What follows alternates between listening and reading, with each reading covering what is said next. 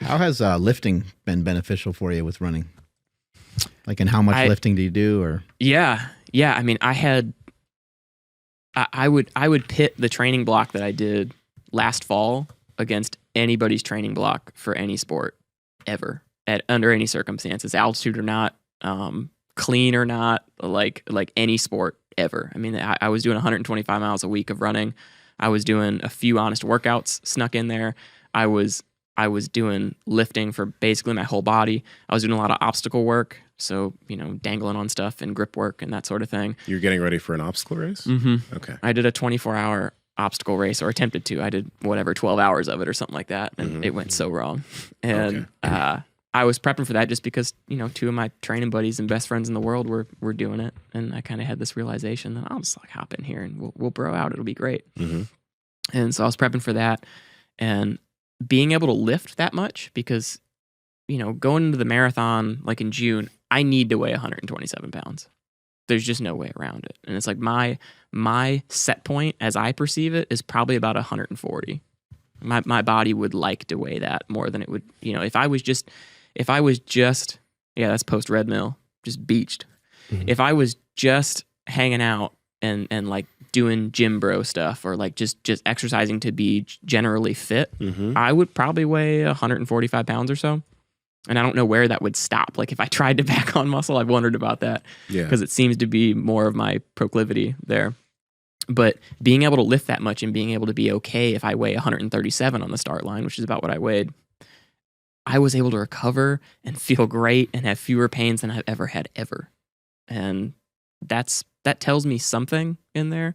And in the past, I've done like build up to basically like 2 or 3 working sets of low reps, like 3 to 5. Don't really look at the weight, although it's disproportionate. That means laughably heavy for a skinny runner. Mm-hmm. And do 1 push, 1 pull, 1 lower body. And I would do that on Mondays, and that's all I would do. Yeah. And that's something that I'm looking at again now where like, okay, I was never hurt. Like, I was never even uncomfortable. And since I've got rid of that, trying to like wither away a little bit, it's been like one thing after the next. And so for the average person, they don't care if they pack on 5 more pounds of muscle. That's a good thing. Whereas me, I mean, I would like to be, I think I need to be, if I'm going to trials qualify, 127-ish pounds between the 1st of June and like the 5th of July. And then after that, I'll just start getting jacked again for obstacle course racing in the fall. But it's played more of a role than I would have credited it with as far as resistance training. And when I'm training heavy in a perfect world, I don't need anything. I mean, the solution to too many miles is just running more miles, or the solution to running too many fast miles is just run more slow miles. And that's kind of been, I don't know, part of my charm to myself is that I can just like put in training volume. And even something like a couple of hex bar deadlifts where I'll use bands to make it running specific, and I'll use whatever that is, like the higher grip pattern on a hex bar to make it as running specific as I can.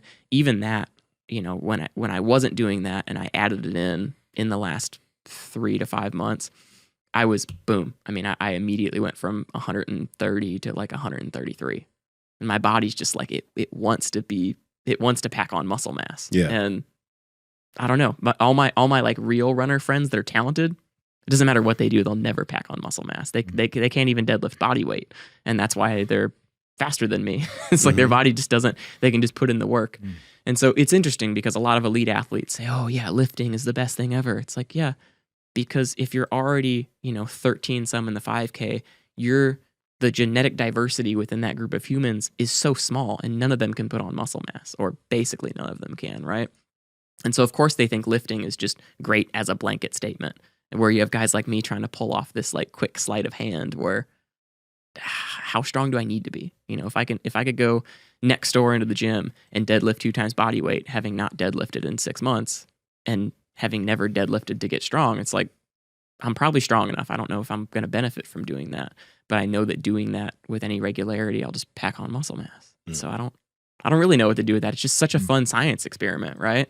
And then being able to, I'm 30, being able to put this aerobic development that I've spent more than a decade doing religiously to work with like obstacle course racing or any number of things. If it lasts longer than 4 minutes, I would bet on me. it doesn't matter what it is. Like, like and if it lasts hours and hours and hours, it's like, I'll get it eventually. You know, like if you and me, Nsima, were going to roll, you'd have me for the first hour, but you would have to break something of mine if we just like kept going at it and going at it and going at it, because for whatever reason, I've kind of always had that. And then I've spent a lot of time like refining and refining and refining until it's just inexhaustible. I mean, the amount of work that I can do at just the right effort it's like shocking, even just subjectively to experience it. It's really cool. And you know, the best I can hope for is like a mediocre elite marathoner. And so I would like to go ahead and check that box for mediocre elite marathoner, get my Olympic trial standard, and then set that aside and chase any number of things. So like the obstacle course racing world is definitely appealing to me. It's hard to fund. It's like a very country club sport. Like the people at the top end have a lot of money, and everybody said, "Oh, well, yeah, you know, I didn't wear a wetsuit the whole time for World's Toughest, like even once the sun set and I probably needed one." And people said, "Oh, well, you should have had a shorty, like a swim run wetsuit or something." And I'm like, listen, I had one wetsuit. I wasn't going to have 3. And they're like, "Yeah, well, you really need like quite a few wetsuit options to have." I'm like, these things are $800 a piece. Like you're throwing that off like, just go ahead and buy another wetsuit. It's like, I'm on a runner budget, you know? It's like you can only do so much. Power Project family, your normal shoes are making you weak. This is why I partner with Vivo Barefoot Shoes, because they have a wide toe box, they're flat, and they're flexible. So with every single step you're taking, if you're taking a 10-minute walk outside, or when you're working out in the gym, your feet are able to do what they're supposed to do in this shoe. They have tons of options for hiking, running, training in the gym, chilling and relaxing, casual shoes for if you're out on a date. You need to check them out. And Andrew, how can they get it? Yes, that's over at vivobarefoot.com/powerproject, and you guys will receive 15% off your order automatically. Again, vivobarefoot.com/powerproject. Links to them down in the description, as well as the podcast show notes. Yeah. Let me ask you this. So because like you're at 5% body fat right now, right? Yeah. Around there. Yeah, 5.5. And you said for Olympic trials you need to be around 127. So what is the process of like purposefully losing muscle? Like what do you have to do as far as nutrition's concerned? And like, how do you handle that? Because in our heads, it's like, you're already so lean. So at this point, you're going to be maybe losing a little bit of fat, but you're going to be losing some muscle too. So what do you do? Yeah, I think hopefully I can transiently lose a little bit of fat, right? Yeah. But, I mean, one thing that's intriguing, you guys, let me know what you think of this. What about, like, I've heard one of the arguments against, like, BCAAs is that you're giving your body the signal to not get catabolic, but you're not giving it the fuel to actually not catabolize things. And so you might be able to maintain the muscle mass that you're working while withering away muscle mass from elsewhere. If you're taking the aminos out of, like, say, my upper body that's not doing a whole lot of work and just putting them onto my ass and my adductors, it's like, that would be ideal. So you're maintaining training volume in your lower body, and you're taking away training volume from your upper bodies, which partially what you're going to be doing. Yeah, I mean, I won't pick up anything heavier than a grocery bag between now and like July. Yeah, probably. I mean, maybe I'll try to sneak some deadlifts into there, but like real low rep, just strength as a skill, basically. Yeah. Power Project family, we appreciate you checking out this clip. Check out another one. Just go check out another one.